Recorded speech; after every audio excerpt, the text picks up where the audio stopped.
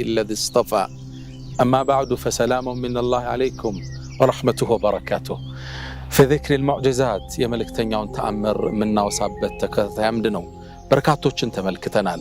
الله سبحانه وتعالى ሁሉንም ነቢያቶች በተለያዩ ተአምራቶች ልኳቸዋል።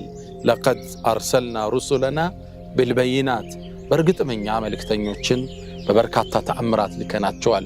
بالحجج الواضحات والآيات الباهرات والمعجزات الظاهرات ግልጽ በሆነ ተአምር ሁሉ መልእክተኞችን አላህ ልኳቸዋል።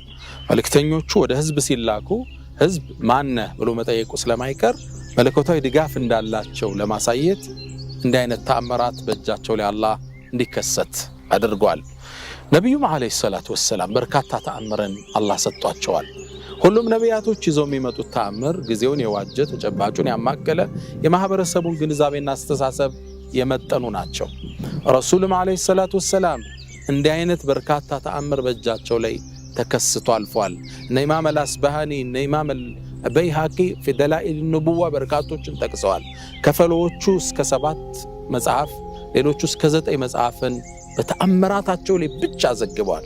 ሙዕጂዛቱ الرسول عليه الصلاة والسلام ሙዕጂዛ ማለት ما يعجز عليه الإنسان أن يأتي بمثله መሰሎን ሌሎቹ ሊያመጡ የሚሳናቸው ነገር ሙዕጂዛ ይባላል። ሌላው የማይችለው ከሰው ልጅ ችሎታ በላይ የሆነ ማለት ነው። ሙዕጂዛት የምንለው እሱን ነው። ኢማም ኢብኑ ተይሚያ እስከ 1000 ተአምራት ለነብዩ ሰለላሁ ዐለይሂ ወሰለም ዘክረዋል። ኢማም ነዋዊ في شرح مسلم ከ1200 በላይ ተአምራትን ረሱል ሰለላሁ ዐለይሂ ወሰለም አሳይተዋል። በህይወት ቆይታቸው የተአምራታቸው አስኳል ቁርአን ነው። ቁርአን ላይ የከፍለ ዘመናቱ የሚሰጠው ተአምር በውስጡ ይዟል። እየተዘረዘረ ይቀጥላል እስከ የውመል ቂያማ። ግን ደግሞ በተጨማሪ ከዚህም